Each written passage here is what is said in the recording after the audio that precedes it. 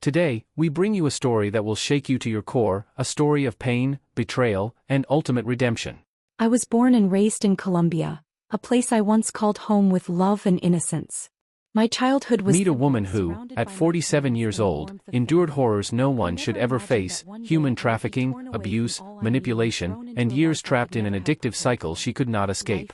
She was stolen from her home in Colombia, lured by promises of opportunity, and forced into a life that left her questioning her value, her worth, and even the meaning of life itself. For nearly a decade, she battled a dark addiction that consumed her, leaving her feeling hopeless and broken. But this is not just a story of despair. It is a story of hope, faith, and the miraculous power of God. Against all odds, in the most unexpected way, she encountered a man of God who guided her to freedom. Today, she is transformed, a devoted Christian, a loving mother of 2 boys, engaged, and living a life filled with purpose and dignity. This is a testimony that will inspire, challenge, and touch your heart. Make sure you watch until the end, because what happened to her is beyond what you can imagine. Don't forget to like, share, and subscribe, and let us know in the comments how faith has touched your life too. Now, let's hear her story, in her own words. I was born and raised in Colombia, a place I once called home with love and innocence. My childhood was simple, surrounded by my parents and the warmth of family. I never imagined that one day I would be torn away from all I knew and thrown into a life I could never have prepared for. Life, in all its unpredictability, had a cruel plan for me. A plan that would take me far from home, far from safety, and into a world of darkness that would almost consume me completely. It all began in 2008. I was young, filled with dreams and hopes, and like many of us, I wanted to see the world, to explore opportunities that promised a better life. One day, an unknown man approached me. He seemed kind, convincing, and full of promises that felt too good to be true. He told me I could travel to the United States, work there, and have a life I had always dreamed of. I trusted him. I trusted him because I had no reason not to. My heart was open, my mind eager to believe, and I was so desperate to step out of the ordinary and live something extraordinary. I left my home, my family, and everything familiar behind, stepping into what I thought would be an exciting adventure. But from the moment I arrived in New York City, everything changed. The man who had promised me freedom and opportunity revealed a side of himself that was cruel and merciless. I was taken advantage of, forced into situations I had never imagined. Threats, manipulation, and abuse became a daily reality. I was trapped in a world where my voice barely mattered, where my pleas were ignored, and where my humanity was stripped away piece by piece. The life I had once envisioned for myself vanished, replaced by a constant struggle for survival. I was forced to perform acts that filled me with shame, confusion, and a sense of hopelessness that I could not escape. Over time, I became numb to the pain, not because I wanted to, but because it was the only way to endure it. I felt my soul breaking, my sense of self dissolving with every passing day.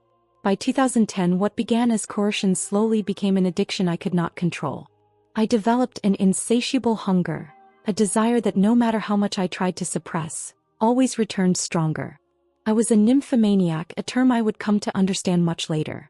I craved intimacy in ways that were unnatural, in ways that left me feeling empty and ashamed.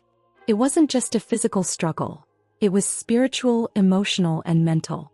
I doubted myself constantly, questioning my value, my purpose, and whether life was worth living at all. I remember many nights lying awake, tears running down my face, praying silently, asking God why this was happening to me. I didn't even know if he was listening. I felt abandoned, lost, and utterly powerless.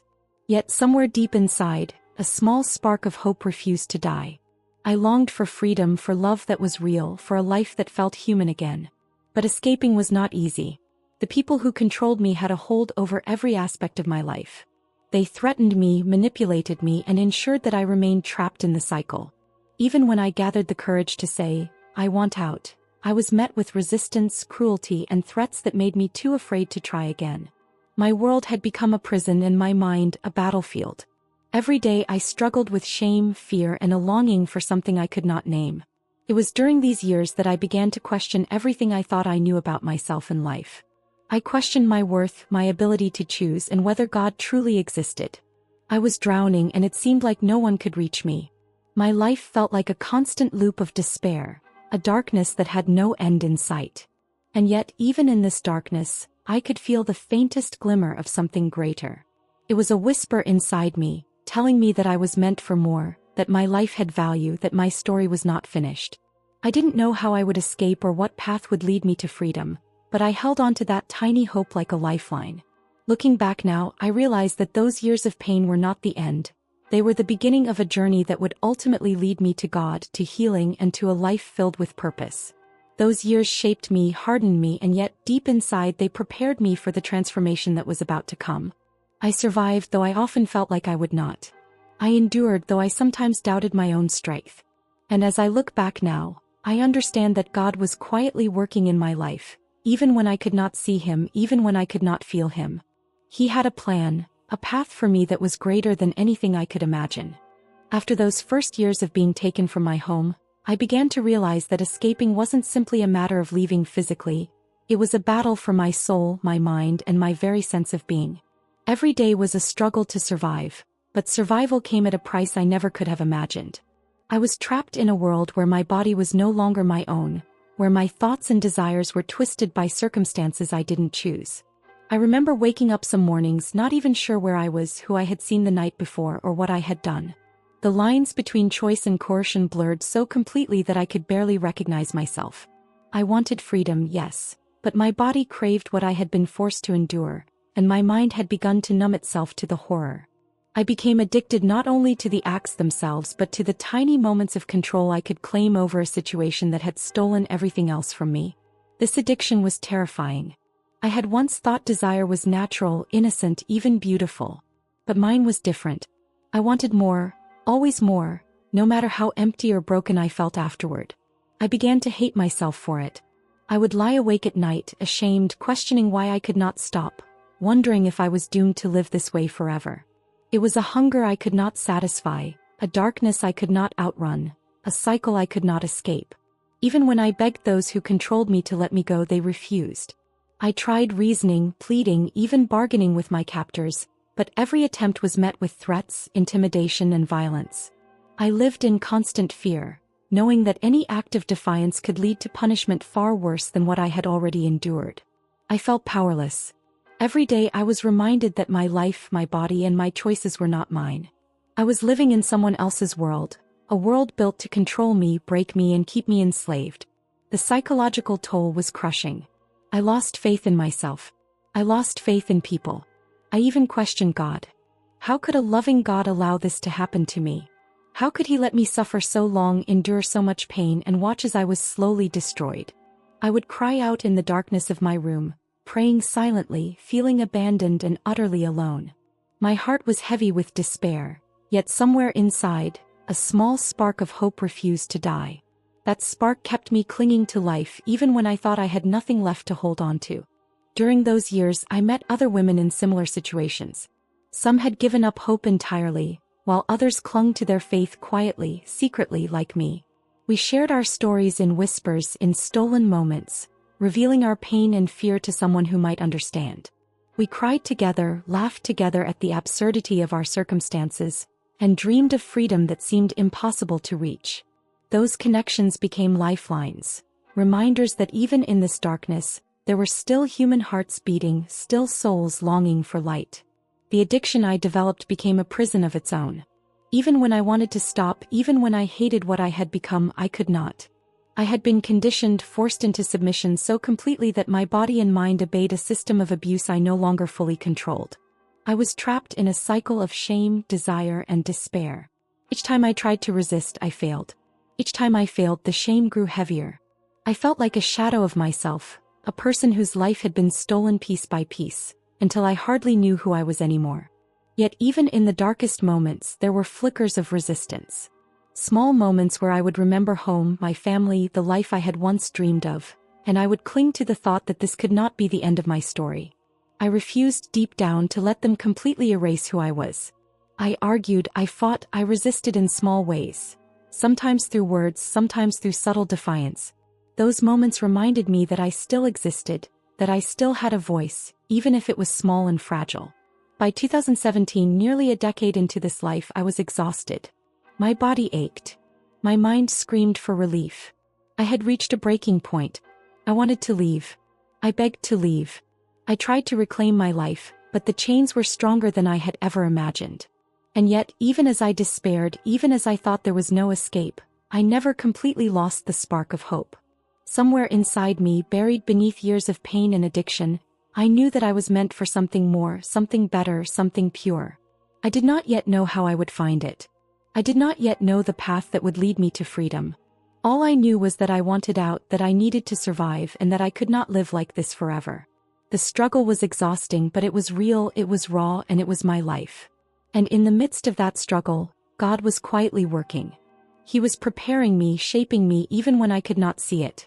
Those years of pain, addiction, and darkness taught me something I would later understand fully.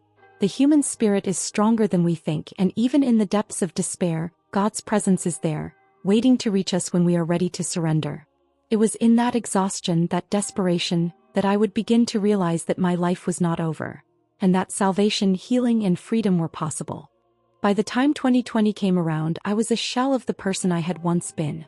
Years of abuse, manipulation, and addiction had left me exhausted, broken, and questioning everything I thought I knew about life and myself. I had tried everything I could think of to feel whole again. Therapies, temporary escapes, even fleeting relationships.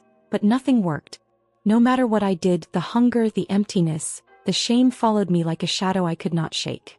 It was around this time that I first began to think about God seriously. Not as an abstract idea, not as a concept I could ignore, but as a real presence, someone who might care about my pain, someone who might see me for who I truly was. For years, I had believed in him in the way people sometimes cling to a lifeline when drowning. Distant, uncertain, almost doubtful. But now I was desperate, and desperation has a way of opening your heart.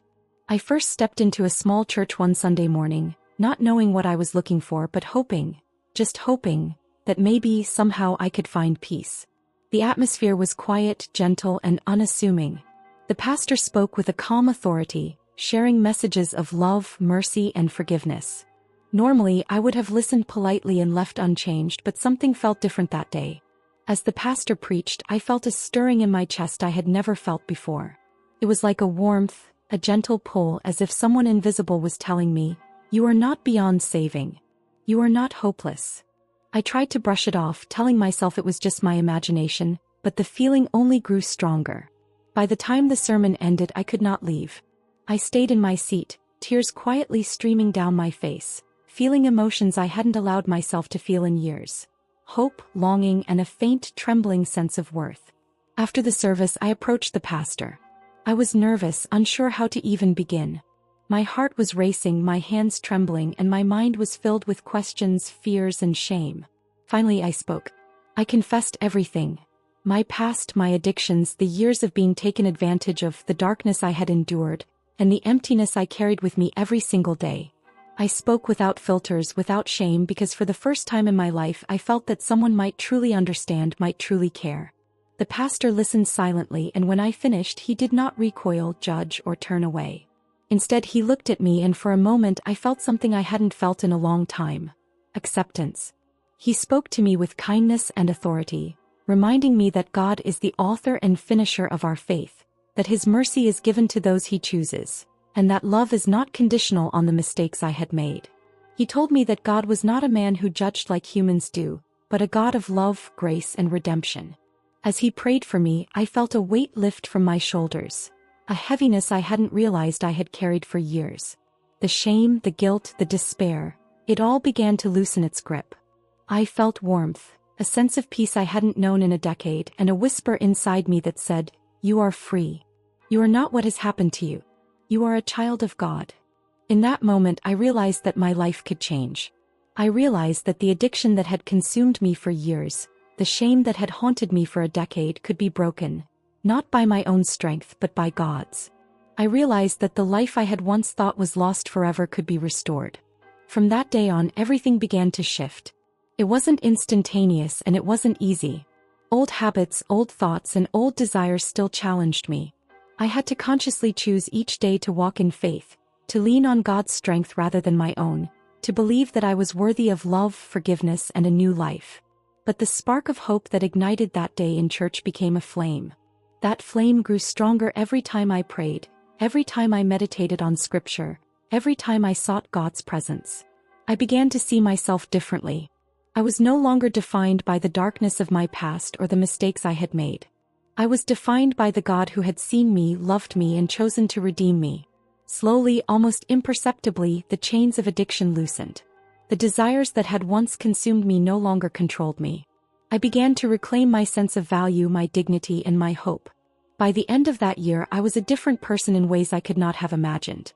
I was still human, still learning, and still growing, but I was free. I had met God in a way that was real, transformative, and life-changing. The woman who had felt trapped, hopeless, and unworthy was now walking in light, purpose, and love. And so, I can say today with all my heart, that the encounter I had in that small church changed everything. It was the turning point. The moment my story began to shift from despair to hope, from addiction to freedom, from shame to grace. That day I began to truly live again, and I knew in the depths of my soul that nothing could ever take that away from me. After that fateful encounter in church, I knew that my life had changed, but I also knew that the road ahead would not be easy. Freedom from years of addiction and abuse was not instantaneous. The chains of my past still lingered in my mind, in my body, and in my soul. Every day I had to consciously choose to step into the light, to trust God, and to walk away from the habits and patterns that had controlled me for so long. The first few months were the hardest. Old desires would return like waves crashing against the shore, relentless and demanding. Memories of the past, both painful and tempting, would haunt me when I least expected it. I would wake in the middle of the night, heart racing, feeling the familiar pull of my old life. At times, it was almost unbearable, and I feared I would fall back into the darkness I had fought so hard to leave behind. But God's presence became my anchor. I spent hours in prayer, pouring out my heart, admitting my weaknesses and asking for His guidance. I read the Bible with fresh eyes, finding verses that spoke directly to my pain, my fears, and my struggles. Slowly, I began to understand that my past did not define me. It was only a chapter, not the conclusion of my story. Every time I felt the old temptations rise, I reminded myself that I was a new creation, redeemed by God, and that His love for me was greater than anything I had experienced before. I also sought support from people who genuinely cared about my healing. The pastor who had first prayed for me became a mentor, guiding me through the difficult moments and helping me understand how to walk in faith daily. I joined a small community of women in the church who had faced their own struggles. Women who encouraged me, prayed with me, and reminded me that I was not alone. Sharing my story, listening to theirs, and praying together created a bond that strengthened me in ways I could never have imagined. Rebuilding my life also meant confronting the trauma I had endured. I had to face the memories of being trafficked, abused, and manipulated. I had to accept the fact that I had survived horrors no one should ever experience, and that surviving did not make me weak. It made me strong. I learned to forgive, not for the sake of those who had harmed me, but for my own peace.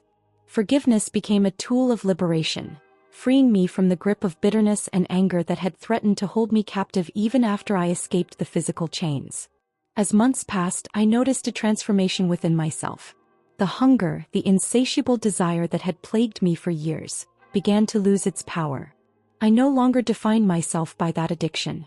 I could live a day without thinking about it, without feeling the compulsive pull that had once dominated my life. It was a slow process, but with each day, each prayer, and each act of faith, I grew stronger. I began to experience the joy of living for something greater than myself, a purpose that filled the emptiness I had carried for so long. With this newfound strength, I started rebuilding other aspects of my life.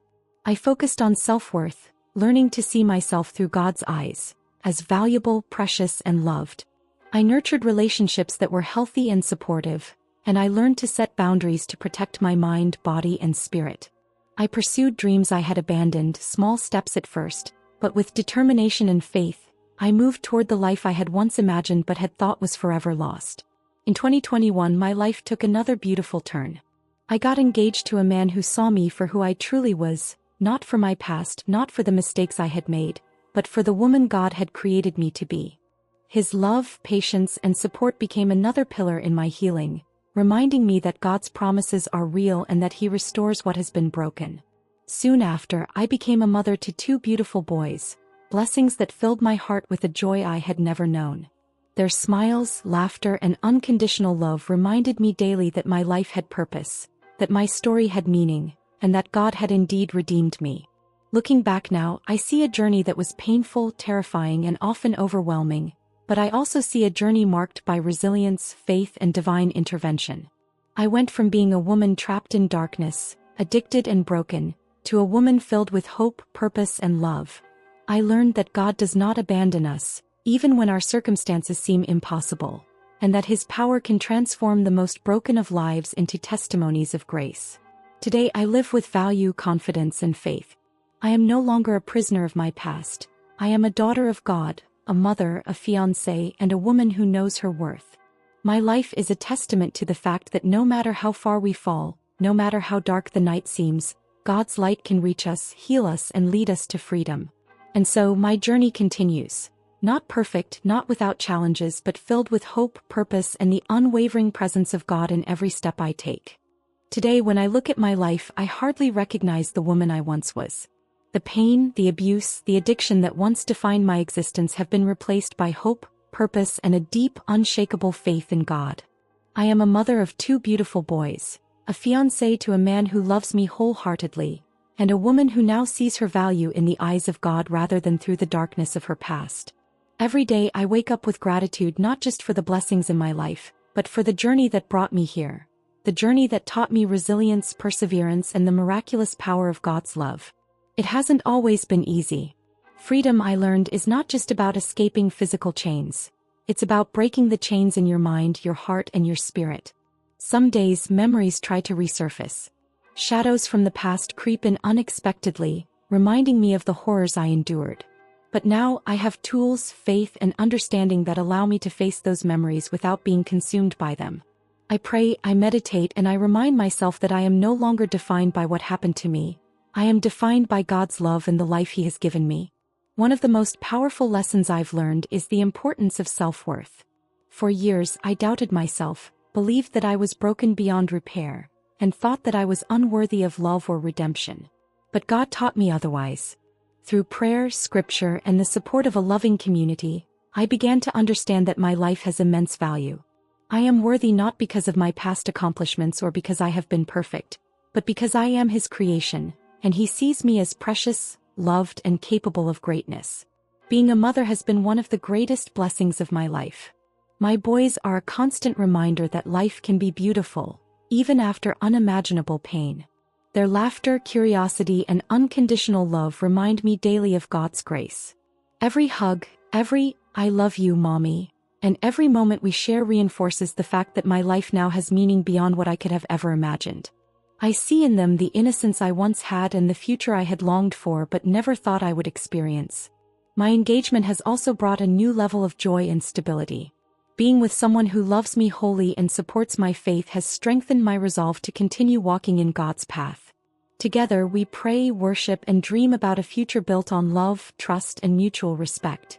I am learning that healthy relationships are possible, that intimacy can be sacred, and that love does not have to be tainted by past trauma. This has been one of the most beautiful confirmations of God's restoration in my life. Beyond my personal life, I have felt a calling to share my testimony with others. I know what it is like to feel trapped, hopeless, and ashamed. I know what it is like to believe there is no way out. And I also know what it is like to be touched by God's love, to be set free, and to find purpose again. Sharing my story has become a mission, a way to inspire those who are still struggling, those who feel like they have been abandoned by life or by God. I want them to know that there is hope, that redemption is real, and that no matter how far they have fallen, a transformed life is possible. I also try to live each day as a testament to God's mercy. I treat people with kindness, patience, and understanding, knowing that everyone carries their own struggles, some visible and some hidden. I volunteer in my community, help others who have faced trauma, and participate in church activities that support women in need. Every act of love, every effort to uplift someone else, reminds me that my pain has not been in vain and that my life can be a source of light in a dark world. Reflecting on my journey, I am overwhelmed with gratitude. I have seen the power of God's intervention firsthand.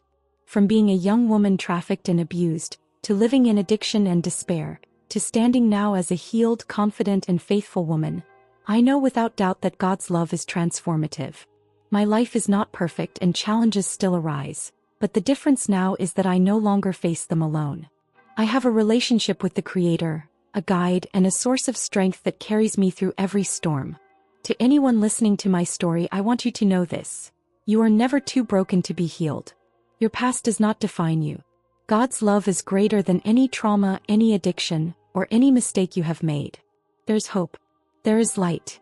And there is a future filled with purpose waiting for you if you are willing to trust Him and take the first step toward freedom. Today I live with confidence, faith, and love. I have learned to value myself, to protect my spirit, and to embrace the life God has given me. My story is no longer one of despair. It is one of hope, restoration, and transformation. And I share it so that others may see that no matter how dark the journey, there is always a light at the end of the tunnel. That light is God, and He has the power to heal, redeem, and renew every life that seeks Him.